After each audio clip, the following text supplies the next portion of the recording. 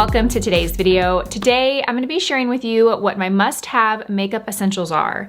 So when I started thinking about this video, initially I wanted to title it something along the lines of like 10 products that every makeup beginner needs, and I really wanted to kind of pare it down to a full makeup application using 10 products or less and what those would be. Then I kind of started thinking, I'm like, okay, let's pretend that I lost everything. All of my makeup was stolen one day and I woke up and I had nothing. What are the 10 products that I would go and purchase?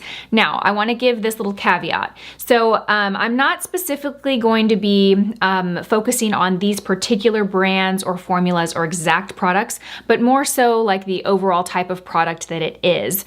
I do like all of these products, but I want this to be more focused around less about brand and products, but more about what type of product that is. So if you are just starting your makeup kit out, or maybe you're just getting into makeup and you're not sure what to buy, or maybe you lost all your makeup and you're trying to figure out what to replace, I want this video to be some type of a guide for you. So let's get started. So the first product is definitely a foundation. And when you are looking for a foundation, it's my recommendation that you look for a pretty middle of the road versatile foundation. So not something super sheer and natural, not something super heavy and full coverage, but something in between. A really great everyday foundation, one that has pretty good longevity, one that looks natural on the skin.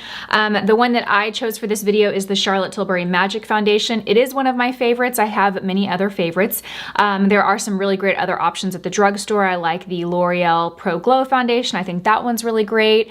I also like the L'Oreal Pro Matte if you tend to be a little more oily. So again, I don't want to necessarily like say this is my holy grail foundation, but the type of foundation is really what I want to focus on. The coverage is pretty natural. It'll give me great coverage for my nights out, but it's natural enough to wear every day. I can rely on this foundation to be pretty long wearing. It's not overly dewy or glowy that's going to look greasy on my skin in 3 hours. And it's not really heavy and matte looking to where it's gonna like accentuate every single fine line or dry patches on my skin. I think this is a really great foundation that falls into that range. The next product is a concealer, and a same kind of concept when you're looking for a concealer. You wanna find one that is kind of middle of the road, okay? You wanna find one that you can wear and layer for your nights out where you wanna look more glamorous and have more coverage, but that's nice and light enough to where it can be thrown on in your days where you're just running to the gym or to Target or whatever. And I really like the Revlon Candid Concealer for this. This is one of my favorite concealers that falls in that kind of middle of the road again, because it is not heavy at all. It has a very light texture to it, so it blends in really easily. It doesn't feel heavy. It doesn't accentuate fine lines or texture under the eyes, yet it gives pretty decent coverage and it's buildable. I really love this foundation concealer. Another one that I really love is the Charlotte Tilbury Magic Concealer. I think that one's a great one. I think the Clé de Peau Radiant Concealer is really great. You just want to find one that's kind of middle of the road, really versatile, one that you can use day or night, regardless of what type of look you're going for. And this would be a great recommendation. Okay, the next product is a loose powder. And when I was trying to debate between a loose or a pressed powder for this, like again, I'm only trying to keep the bare minimum. So I'm not recommending you buy a pressed and a loose. Like, let's just buy one. And I would recommend a loose powder, a sheer translucent loose powder. And the reason for that is because you really want a powder that you can use all over the face, under the eyes even, and that's the kicker. A lot of pressed powders that you'll find are probably gonna be a little too heavy for under the eyes, especially if they have any pigment to them. So you really wanna find something translucent. The one that I applied in this video today is the Hourglass Veil powder. This is a great one. It's pretty sheer. It has a very slight brightening tint to it, so it is gonna brighten under the eyes if you apply it under the eyes. I almost picked up the number 7 pressed powder for this video because I really love this, but I think this is just too heavy to layer under the eyes for most people. For me, I find that it is. So my recommendation, if you're starting from zero, is to find a loose, translucent powder, something very sheer. Now, the next is a brow product, and this took a little bit, this was a challenge for me. I use 2 products in my brows, not 4, 2.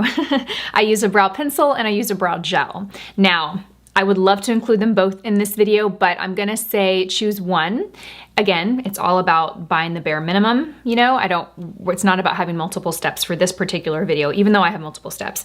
Now, how do you decide which one you buy is the question, right? So If you have hardly any brows, they're very, very light, or there's not a lot of hair, or you're trying to create a brow that is pretty exaggerated from what you naturally have, then you want to go with a pencil, because that is how you're going to achieve that look. A brow pomade, like a gel, is also a great option. I love the NYX Precision Brow Pencil. I think it does a great job of creating brow that's not there. Now, let's say you have a pretty full brow already, but your hairs are a little unruly, or maybe it's a full brow, but there's just some little gaps that you like to fill in. A brow gel would be the better option for you in that scenario, because a brow gel is kind of like hairspray for the brows. It's going to tame those wild hairs, keep them in place, and add just a little bit of a tint, a little bit of color. It's not going to create something that's not there. It's just going to build upon what already is there. So this is where you kind of look at your brow, look at your face, and evaluate which one is going to better serve you. I use them both.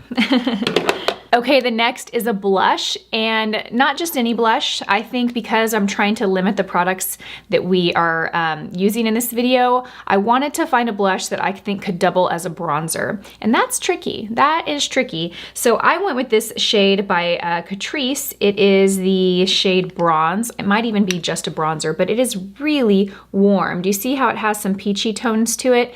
It works as a blush. It's what I have on my cheeks. I could dust this in other areas of the face to give a very sun-kissed look.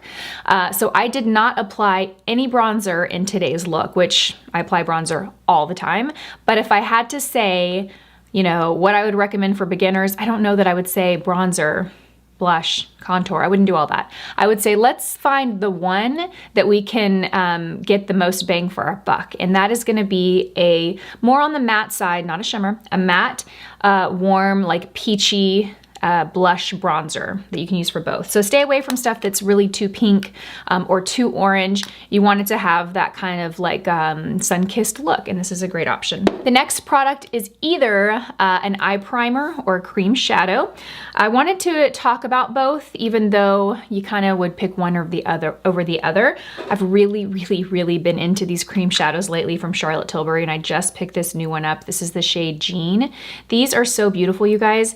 They are a creamy consistency, but they dry and set and they don't move. They don't budge. They're so wonderful. They're so easy. Do you see how pretty that is? It just gives the like most beautiful transparent sheen with a smidge of color. It's so pretty. So this could be used as your shadow. You don't need to layer shadow on top of this.